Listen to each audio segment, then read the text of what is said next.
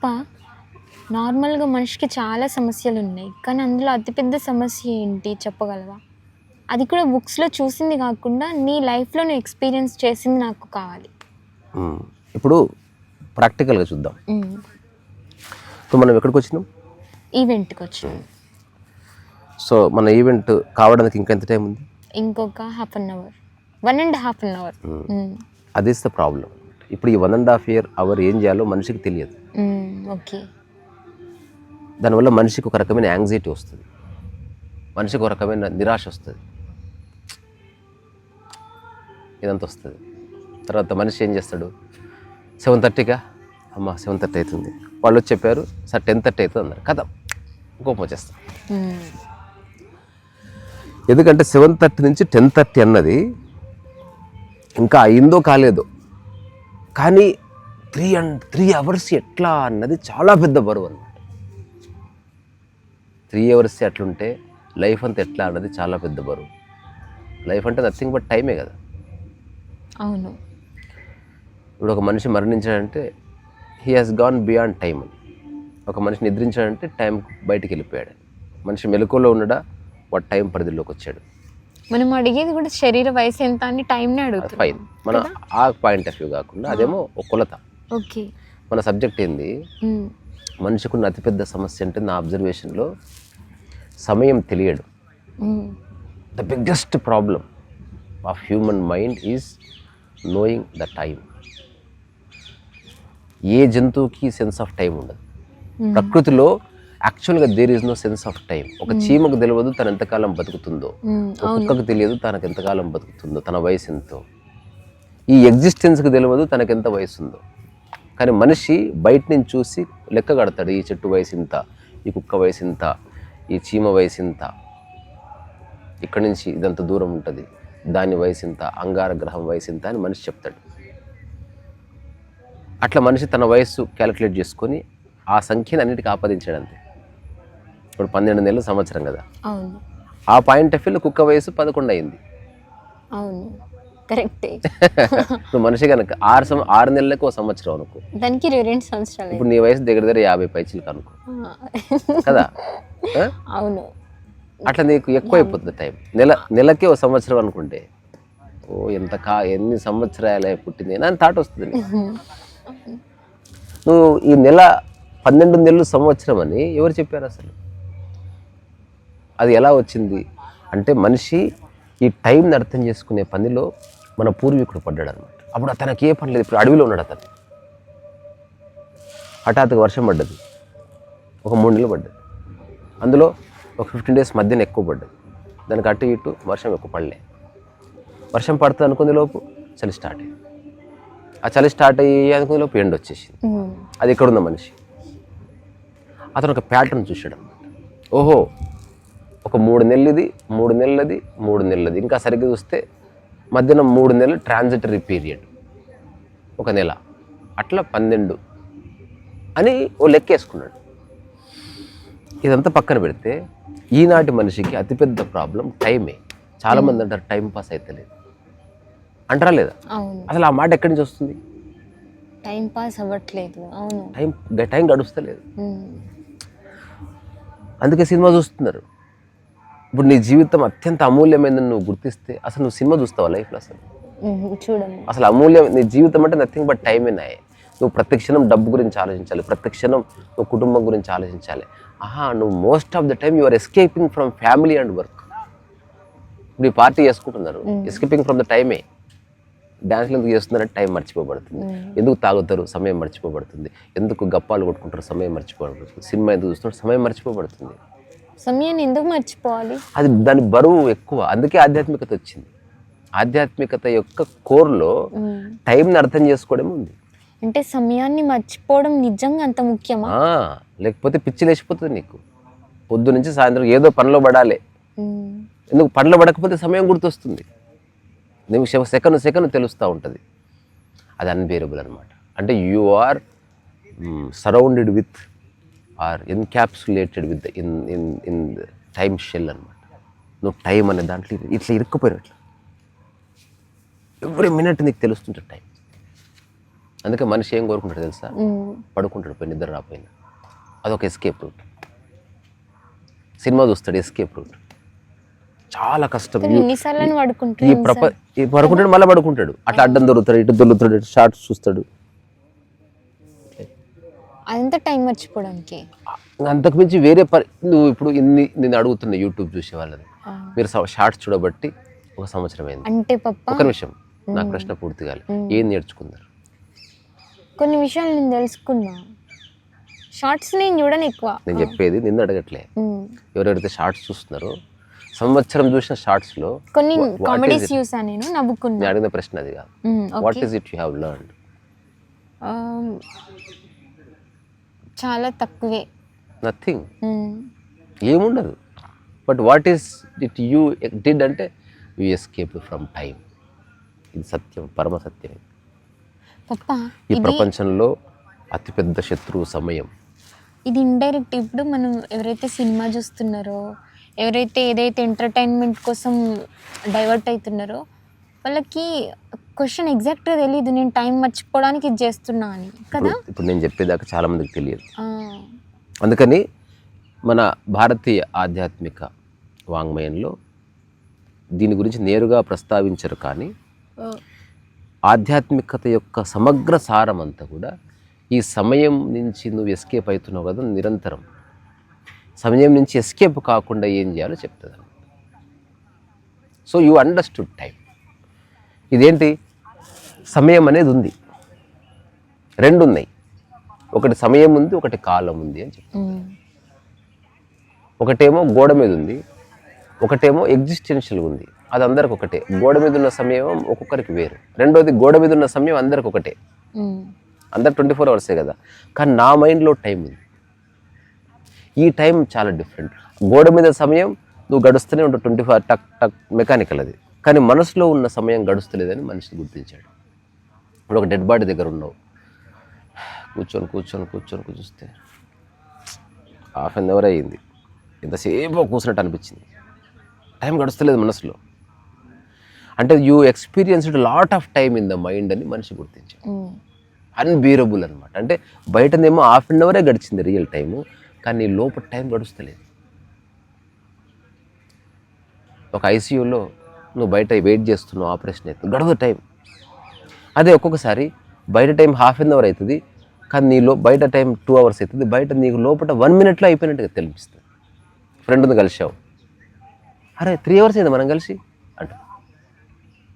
So ఆ బయట time ఎప్పుడు సేమే ఉంది, కానీ ఇంటర్నల్ టైం అనేది ఒక్కొక్కసారి నువ్వు ఏదన్నా సందర్భంలో కంప్లీట్ ఇన్వాల్వ్ అయినప్పుడు సమయం మర్చిపోబడుతుంది అనేది మనం అడగలం. కంప్లీట్ ఇన్వాల్వ్మెంట్ అంటే శరీరము మనస్సు వేరుగా ఉండకుండా ఉండటమే అని మనం అడగలుగుతున్నాం.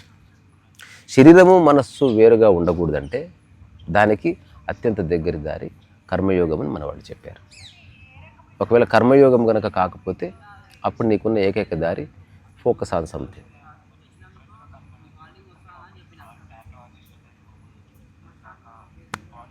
సంథింగ్ యు ఆర్ ఫోకసింగ్ అన్నమాట. అప్పుడు బాడీ మైండ్ ఒక్కటి అని తెలుస్తుంది. అందుకని మరణించే లోపు తెలుసుకోవాల్సింది, జీవించి ఉన్నప్పుడే ఈ సమయం అనే ఒకనొక లాక్ని నువ్వు ఓపెన్ చేసుకుని బయటపడాలి. దానికి దగ్గర దారి ఏంటంటే నిష్కామ కర్మ అన్నది 24 అవర్స్ పెట్టుకోవాలి. మళ్ళీ కామకర్మ పెట్టుకుంటే మళ్ళీ నేను వెచ్చించిన సమయానికి నాకు తగిన ప్రతిఫలం రాలేదు ఒక మళ్ళీ ఒక కాంటెక్స్ట్ వస్తుంది. అట్లా కాకుండా నీకు నచ్చిన పనిలో లీనమైపో. మన సద్గురు ఒక మాట చెప్పాడు, నీకు చూపించాను వీడియో. ఇంత బాధపడతావు, వాడు తిట్టాడు, వీడు తిట్టాడు, సంపాదించలేదు, ఈ సంవత్సరంలో నాకు ఎక్కువ మనీ రాలేదు, అంటే చాలా ఇల్లు ఉంది అక్కడ, బట్ నువ్వు you are suffering. Why don't you understand that you came here with nothing అన్నాడు. అసలు ఏం తీసుకొని రాలే డాడీ నువ్వు. ఒక ఓల్డ్ సాంగ్ ఉంటుంది, ఖాళీ హాత్ సే ఆయేగా ఖాళీ హాత్ సే ఆయే హో తుమ్ హాత్ దిఖానే జాओगे పరమాత్మ కో హాత్ దిఖానే జాओगे. ఇప్పుడు అక్కడికి వెళ్ళిన తర్వాత దేవుడు అడుగుతాడంట, చేతులు చూపి ఆపో అని. ఎవరన్నా పట్టుకొని వచ్చారా వాడిని మళ్ళీ భూమి మీద పంపిస్తారంట. Take 1 more life. సో అందుకే చచ్చిపోయిన తర్వాత చేతులు ఓపెనే పెట్టు. ఎంత పిడికిలు బిగించిన డెత్ అయిపోగానే ఓపెన్ ఓపెన్. సో ఇది ఫిలాసఫికల్గా ఏదో భయపడే అంశం కాదు, ఇది this is applicable to everybody. అందుకని నేనేం చెప్పాలనుకుంటున్నానంటే సమయము నువ్వు కిల్ చేయలేవు, సమయము చాలా కష్టం. అందుకని సమయాన్ని నువ్వు సరిగ్గా అర్థం చేసుకోవాలంటే సమయం మర్చిపో. ఇప్పుడు ఆధ్యాత్మికత అంటే సమయాతీతంలోకి అడుగు పెట్టడమే, తెలుసా? ఇది నేను చెప్పింది కాదు, బొచ్చమ చెప్పారు, అండ్ ఇట్స్ ఎ ఫ్యాక్ట్. సమయాతీతం అంటే నిద్రలో జరిగిందా? సమయాతీతం నిద్రలో. అట్లాగే నువ్వు తాగినప్పుడు సమయాతీతం జరుగుతుంది, పార్టీకి వెళ్తే సమయాతీతం. అది రైట్ వే ఆఫ్ సమయాతీతం కాదు. అక్కడ సమయాతీతంగా పోయావు కానీ నువ్వు కొట్టుకుపోయావు. సమయాతీతంలో నిలబడాలి. దానికి ఏకైక మార్గం ఏంది? నువ్వు పూర్తి ధ్యానాన్వితముగా నిష్కామ కర్మ చేయడమే. ఇంతకు మించి వేరే నిష్కృతి లేదు మానవుడికి అనేది చాలా గొప్ప గొప్ప వ్యక్తుల సారాంశము. నేను కూడా నా యొక్క అనుభవ సారాంశంగా చెప్తున్నాను. మనకు డబ్బు లేదు కాబట్టి కొంతసేపు డబ్బు కోసం పనిచేద్దాం. నిరంతరం డబ్బు డబ్బు డబ్బు, నిరంతరం పేరు పేరు పేరు, నిరంతరం ప్రాపర్టీ అవసరం లేదు. ఎక్కువసేపు నిష్కామకరం పెట్టుకో. డూ సంథింగ్ డిజైర్లెస్లీ, అటాచ్మెంట్ లేకుండా పనిచేయి. ఈ హుందాగి నువ్వు చూసుకో, చుట్టుపక్కల బాగుంటుంది. ప్రతిదాన్ని మనం వ్యాపారంగా చూడకూడదు. ప్రతిదాన్ని మనం ఒక బేరీ చేసుకొని లెక్కలేసుకొని రూపాయి అట్లా. ఒకసారి చిన్న జోక్ చెప్పి ముగిస్తా.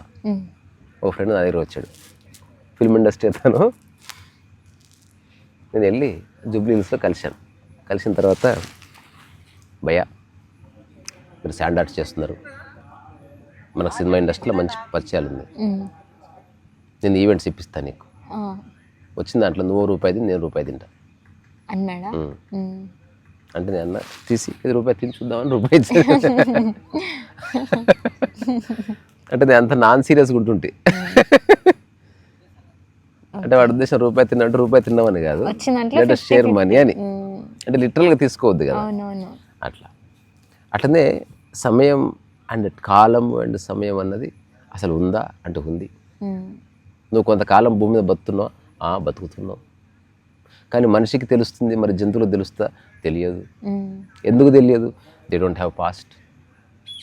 ఇప్పుడు నేను ఒక చిన్న ప్రశ్న అడుగుతా, ఆ ప్రశ్నకు నువ్వు జవాబు స్పాంటనియస్గా ఇచ్చినావు అనుకో, ఇప్పుడు ఎంటైర్ నేను చెప్పిన కాంటెక్స్ట్ అంతా దాంట్లో ఉంది. చూద్దాం. ఇప్పుడు ఇక్కడి నుంచి మదిల్లు ఎంత దూరం? అప్రాక్సిమేట్లీ మన ఇంటి నుండి ఇక్కడికి ఎంత? అట్లా లాజిక్ కిలోమీటర్ నువ్వు చెప్పింది నేను విన్నాగా. పోనీ 20 కిలోమీటర్లు అనుకుందాం.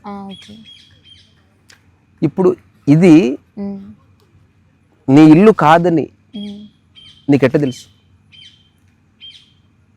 ఇంతే ప్రశ్న. దీంట్లోనే మొత్తం లాజిక్ అంత ఉంది. ఇప్పుడు నువ్వు ఉన్నది, ఇప్పుడు ఇక్కడి నుంచి మన ఇంటికి ఎంత దూరం అంటే చెప్పినావు కదా, అది నీ ఇల్లు అని, ఇది నీ ఇల్లు కాదని అని అనిపించడానికి ప్రధాన కారణం ఏంటి? ఎందుకంటే మనం అక్కడే ఉన్నాం, ఇది ఎప్పుడు మనదని నాకు ఎప్పుడు చెప్పలే కాబట్టి. అడిగిన ప్రశ్న అది కాదు. ప్రధాన కారణం ఏంటంటే అది నీ ఇల్లు అన్న జ్ఞాపకమే. అవును, నాకు అదే చెప్పారు, నాకు అదే చెప్పేది. చెప్పిన జ్ఞాపకం ఉండాలనే ఉంది. అవును, నువ్వు జ్ఞాపకం పెట్టుకున్నావు కదా. పెట్టుకున్నా. ఇప్పుడు ఒకవేళ అది జ్ఞాపకంలో లేదనుకో, నువ్వు ఎట్టుపోతావు నీకు తెలియదు. ఓకే, అవును, కరెక్ట్. ఇదే అని అనుకోము. అప్పుడు కుక్క బతుకంటే అది ఎక్కడికి వస్తే అక్కడే కుక్క బతుకంటే అదే అనమాట. అది ఎటు ఎందుకు పోతుంది తెలుసా? ఎటుపోలే తెలియదు దానికి. నాది ఇది అని రిజిస్టర్ కానప్పుడు ఎటుపోయినా నీదే. ఒకవేళ అప్పుడు నువ్వేం చేస్తా, ఇట్లా పోకుండా ఇది అయిపోయింది ఈవెంట్, మూసేస్తున్నారంటే మూసేస్తారంటే బయటకు పోయినావు, బయటకు పోయి పోతుంటే చెట్టు కనిపించింది, పండుకుంటావు అంతే. అక్కడికి వెళ్ళి తినే సుఖం అన్నది అప్పుడు అన్ని చోట్ల సుఖమే చూడు అట్లా. సో నీ మైండ్లో ఉన్న జ్ఞాపకం, నీ మైండ్లో ఉన్న గతం వల్ల నీకు సమయం తెలుస్తూ ఉంటుంది అన్నది మర్చిపోమని చెప్తలేను. మనిషి మర్చిపోలేడు, వాడు జంతువు కాలేడు, వాడు తన మనసుని తన బ్రెయిన్ని వీక్గా మార్చలేడు.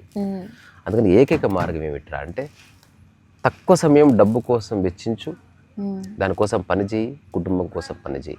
సో అట్లీస్ట్ ప్రతిరోజు నిద్ర కాకుండా మిగతా సమయంలో సగం సమయం అన్నా నిష్కామ కర్మయోగంలో కనుక నువ్వు దిగితే, అంటే ఎక్స్పెక్టేషన్ లేకుండా చిన్న చిన్న పనులు చేయి. అందులో అన్నదానం కావచ్చు, రోడ్ ఊడ్చడం కావచ్చు, పూల చెట్లు పెంచడం కావచ్చు, లేకపోతే ఒక పుస్తకం రాయి వితౌట్ ఎక్స్పెక్టింగ్, చిన్న స్కూల్ రన్ చేయి వితౌట్ ఎక్స్పెక్టింగ్, ఒక చిన్న అనాథాశ్రమం రన్ చేయి, నీ దగ్గర డబ్బులు ఉంటాయి వితౌట్ ఎక్స్పెక్టింగ్. కానీ పెద్ద ఆశించ నిష్కామంగా చేయదాన్ని. అంటే అది పేరు ప్రక్రియ. నిష్కామం అంటే ఏంటో తెలుసా? ఎవరైతే నిష్కామ కర్మ చేస్తూ నాకు చాలా ఆనందం వస్తుందంటే అది కూడా పోయింది. ఇది మహా సీక్రెట్ అని చెప్తుంది. చాలా మంది చెప్తుంటే విని ఆశ్చర్యపోతా. నిష్కామ కర్మ అంటే నువ్వు చివరికి తృప్తిని కూడా ఆశించడం లేదు, నువ్వు చివరికి సంతోషాన్ని కూడా ఆశించడం లేదు. నిష్కామ కర్మ అంటే నిష్కామమే, ఏది ఆశించిన స్థితిలో చేస్తున్నావు అన్నమాట. అప్పుడు చాలా బాగుంటుంది లైఫ్. అందుకని సమయం అన్నది బిగ్గెస్ట్ మిస్టరీ. ఇప్పుడు నేనున్నా అనుకో, నేను దాని నుంచి బయటపడ్డాను పరిపూర్ణంగా. ఇప్పుడు నేను ఇక్కడ కూర్చున్నాను కదా, నువ్వు ఉన్నావని కాదు, ఎవరున్నా లేకున్నా ఈవెంట్ మేనేజర్కి ఫోన్ చేసి ఎంత టైం పడుతుంది అంటే ఒక 2 hours పడుతుంది అన్న, ఓకే నేను 2 hours కూర్చుంటే ఇట్లా హాయిగా. ఎందుకు తెలుసా? ఇది నా ఇల్లు కాదన్న భావన నాకు లేదంత. ఆ ఇంటికే వెళ్ళాలని అవకాశం వల్ల వెళుతున్నా, కానీ అక్కడికి వెళితేనే బాగుంటాను నాకేం లేదు. రెండోది, ఈ 2 hours ఇక్కడ ఈవెంట్కి వచ్చినా ఎక్కడున్నా నేనే కదా గడపవలసింది. అందుకని ఎక్కడున్నా నా పని. అందుకని నేను ఇప్పుడు స్టీరింగ్ అనే బుక్ రాస్తున్నాను, ఒక పనిలో పడతాను. ఇప్పుడు ఇక్కడ కూర్చొని ఒక టాక్ చేస్తుంది, చూడు టైం ఎంత అందంగా ఉపయోగిస్తుంది. రెండోది, మనకు లైటింగ్ అక్కర్లేదే, ఒక ప్రొఫెషనల్ ఛానల్ అనుకో, లైటింగ్ పోతానే మొత్తం బిస్కెటింగ్ సెట్టింగ్. ఇప్పుడు చూడు లైటింగ్ లేదు, ఏం లేదు, ఎవ్రీథింగ్ ఈజ్ లైటింగే. అసలు వీళ్ళకు 50,000 ఇచ్చి కరెక్ట్ గా డైలాగ్ చెప్పే సమయానికి లైట్ తీయమంటే తీసిరు 50,000 ఇచ్చిన దీన్ని అని అనుకుంటే నీకు అనుకున్నట్టు జరిగింది అనుకుంటాం. వస్తుంది ఇప్పుడు అది కూడా మనకోసమే. పప్ప నువ్వే ఒక లైట్ అయి చెప్తున్నావు, అక్కడ లైట్ కావాల్సింది. నేను లైట్ అయి చెప్తున్నా, వినేటోళ్ళు పువ్వు అయి ఉంటున్నారా? అట్లా వద్దులే కానీ, అతిశయోక్తి అట్లా ఏం లేదు. లైట్ అంటే క్లారిటీ అని యాక్చువల్. అవును, అంటే ఒక వెలుగై. ఇప్పుడు సూర్యుడు అంటే ఏంటి, ఒప్పుకుంటుంది. అంటే దాన్ని అతిశయోక్తి కాకుండా ఎవరి క్లారిటీ వాళ్ళకు ఉండాలంటూ నేను చెప్తున్నాను. అందుకని ఇదబ్బా ఒకసారి అటుపక్క చూపి ఎన్ని బల్బులు ఉన్నాయి. అందుకని నిజంగా జీవితం అంటే అమూల్యమైందని గ్రహాలు అని చెప్పొచ్చు చిన్న పిల్లలకు. నమ్ముతారు, వాళ్ళకి తెలియదు కదా. గ్రహాలు ఇట్లా చెట్లకు కూడా వేలాడతాయిరా అంటే వాడు నమ్మేస్తాడు. ఇక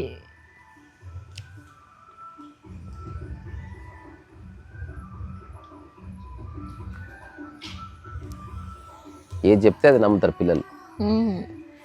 ఏం పొగరా మన లోపల దూముంటే చచ్చిపోతాయి. సో నేను ఇది 2009 తర్వాత నాకు ఎప్పుడు బోరు కొట్టలేదు, నాకు హెసిటేషన్ రాలే. ఇప్పుడు ఎవరన్నా నాకు గంట తర్వాత వస్తారనుకో, ఆ గంట సేపు నేను నా పని పెట్టుకుంటా. నేను ఎదురు చూడను, ఎదురు చూడకూడదు. ఎదురు చూడడం నరకం. మనిషికి చాలా శక్తి ఎదురు చూడడం వల్లే పోతుంది.